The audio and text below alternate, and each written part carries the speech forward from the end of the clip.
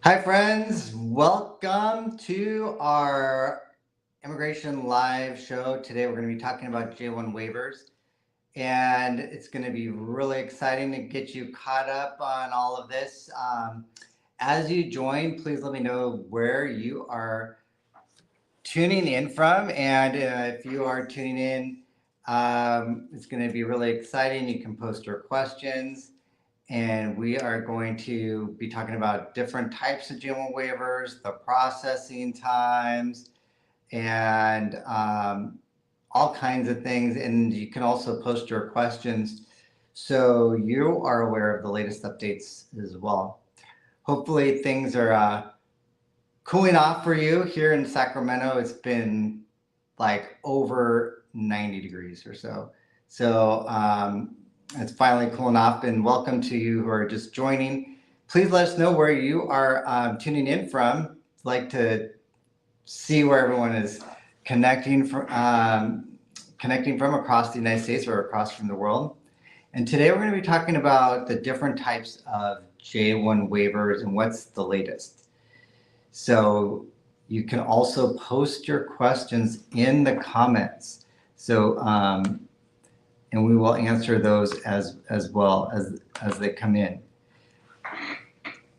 Now, for those of you who are new to the J-1 waiver, you might be on a J-1 visa and you might be wondering, well, am I subjected to the 2-year home residency requirement? Not everyone's subjected. So one way to try to figure that out is look at the DS2019, and on there it'll tell you if you're subjected, but sometimes they don't always check the boxes. You want to look at your past visa stamp as well. If it's still unclear, would consult with an immigration lawyer. You can also do an advisory opinion with the Department of State. And there's a variety of different types of J-1 waivers that are available. So let's say you are subjected. So first of all, one way to comply is you can go back for 2 years to your home country. Most people don't want to do that. So if you want to continue your life here, or you've got a U.S. citizen child, you got married, you can file to a U.S. citizen or lawful permanent resident, or have a U.S. citizen or lawful permanent resident child. You could file for an exceptional hardship waiver. We do a lot of those in our office. You could also look at a persecution waiver if you feel like you might be persecuted if you go to your home country. If you did not get U.S. government funding or funding from your home country government, a no objection waiver may be possible. Now, keep in mind that with the no objection waiver, this is like one of the latest updates that I wanted to give you is the J-1 no objection waiver. Those are getting denied frequently. I'm having quite a few consultations with people who filed their cases on their own, and getting their cases denied at the Department of State level with no reason as to why those are actually getting denied. So we are making sure, like when we're filing ours, to provide a very detailed statement and a statement of reason to try to mitigate that. This is all very new. So what I'm telling you is the latest. It's like within the last couple of months that we've been seeing this. So if you have the no objection waiver option, you may also want to simultaneously pursue the J-1 exceptional hardship. You can do both at the same time. You can file for a J-1 exceptional hardship and a no objection waiver at the same time. Now, you cannot file for a J-1 exceptional hardship and a persecution at the same time, but you could also file for a J-1 exceptional hardship, and if you're a physician, file for a Conrad 30 waiver. So Conrad 30 waiver, that's for physicians, and that allows you to, if you're a physician, work in an underserved area for 3 years, and then after that 3-year period, you can apply for a green card or switch employers. So that with a Conrad 30, you'd be working on an H-1B visa in that 3-year period. So now I'm going to dive into some questions. So first question,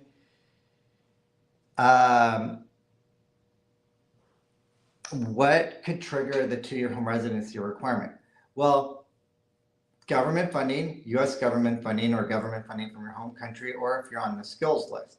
Now, there was an update on the skills list earlier this year. So if you have your J1, you want to look at the updated country skills list to see if your country is still on there, to see if you're subjected. Okay, next question.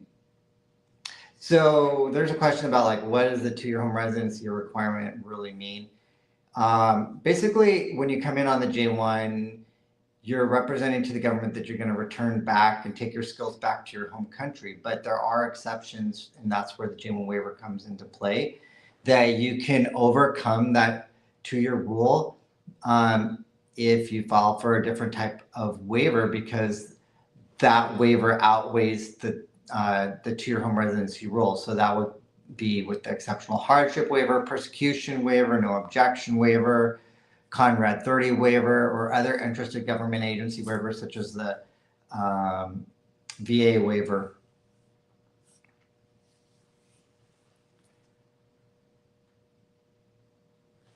Okay, so we're going to move on to the next question. How long does the average J1 waiver process take? So with the J1 waiver, the exceptional hardship waivers are taking about 20.5 months with USCIS, and then Department of State is moving relatively fast. With the cases that we file, we're seeing them take anywhere from 1.5 to 2 years. And this is a range. No objection waivers are faster. That depends upon how long it's taking with your individual country, because you have to get the no objection statement from your country. So how long it takes for them to issue the no objection statement. And then those usually take anywhere from like about 6 months to a year. Persecution waiver is taking as long as the exceptional hardship waiver, so like 1.5 to 2 years. And Conrad 30 waivers could take anywhere from usually around anywhere from 6 months to a year. All right, we're going to move on to the next question. If you have a J2 dependent subject to the 2-year requirement, do they need a separate waiver? So that is a really good question. So let's say you came in on J1, your spouse is here on the J2, and you might wonder, well, do I need 2 waivers? And the answer in most situations is you don't need 2 waivers. You need, like if you filed the exceptional hardship waiver for the J1, that would also apply to your spouse.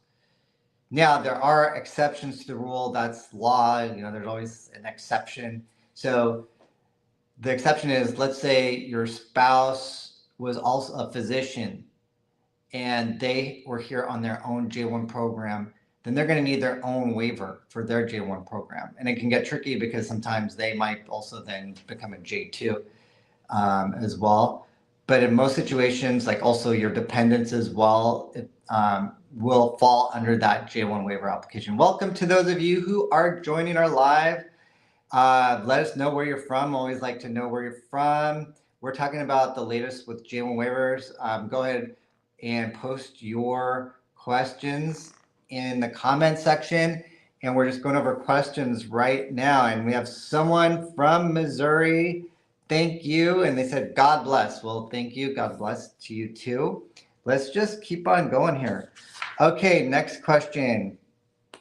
My program, I have U.S. medical training. Usually if you have U.S. medical training, you're sponsored by the ECFMG, you're a clinical physician. In that situation, you are not eligible for a no objection waiver. So I see a lot of people waste time with the no objection waiver if they have government funding, physicians, and when they're not eligible for the no objection waiver. So it's really important you don't waste your time because you only have so much time left on your J1 program. What goes along with that is plan accordingly. The J1 exceptional hardship waiver, if you're filing for that, you want to give yourself like 2.5 years because, or at least a few months before 2 years, because that can take around 2 years, year and a half to 2 years. So you want to err on the side of caution and allow more time for that. So you want to do that as well. Okay, we're going to keep on going with questions here.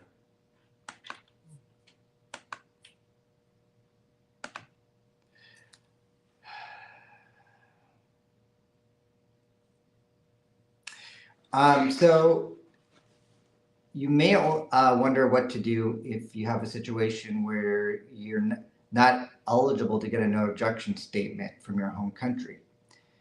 And this, for instance, has happened to many people from the Philippines. The Philippines the government was issuing no objection statements.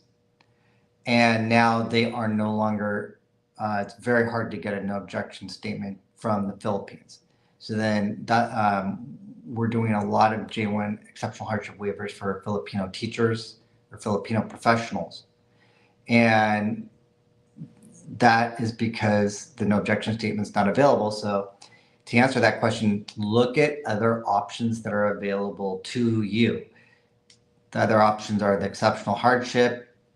If you're married to a U.S. citizen or lawful permanent resident spouse, or U.S. citizen or lawful permanent resident child.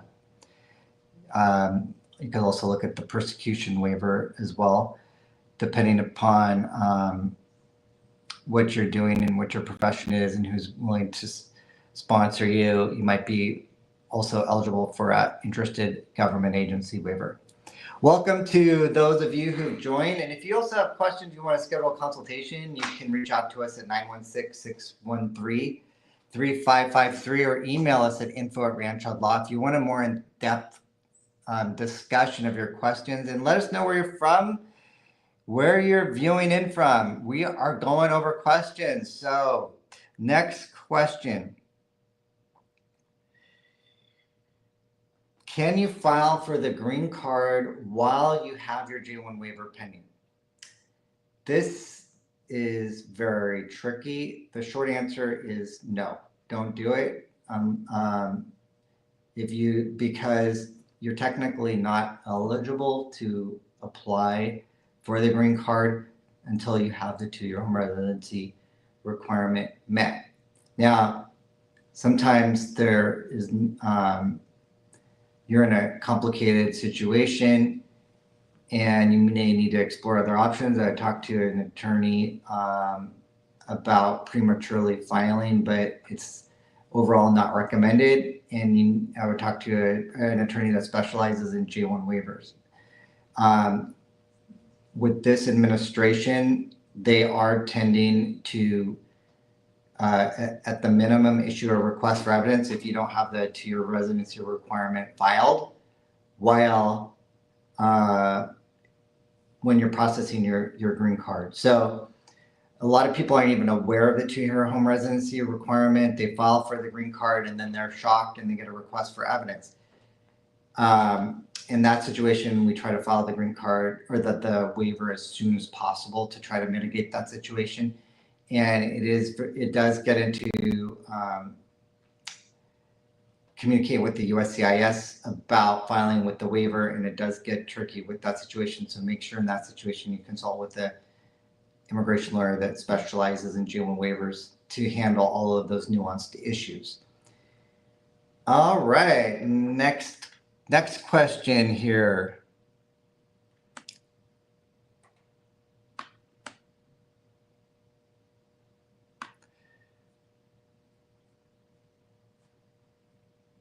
So we have a question about whether a teacher could serve an underserved area, and I'm assuming it's like a physician, to meet the 2-year home residency requirement. So the Conrad 30 waiver is specifically for physicians and it doesn't apply to teachers. And so in that situation, that wouldn't apply. Like if you're a teacher, I would look into either the exceptional hardship waiver or persecution waiver.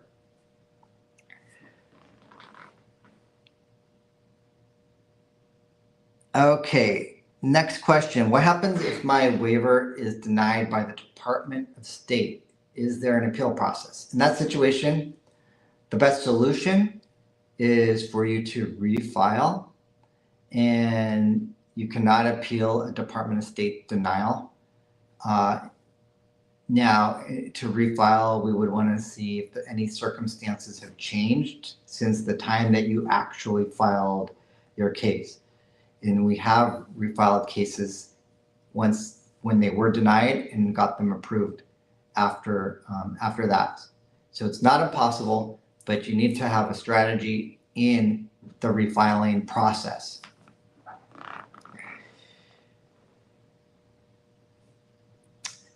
All right. Another question is, have there been changes since the Trump administration with the J-1 waiver, with J-1 waivers? We're still seeing the same number of approvals that we saw pre-Trump. And we are still stepping up and being as thorough as we can, as thorough as possible. What we are seeing an uptick in is more requests for evidence. So in that situation, they are looking at cases and asking more questions, or just randomly issuing requests for evidence. All right, well, thank you for joining to our live. And if you'd like to see more of these, let us know. I want to thank you for all of you for taking the time to join. It was a lot of fun, and we will see you next time. If you have questions you'd like to deep dive on, you can reach us at 916-613-3553. All right, bye for now.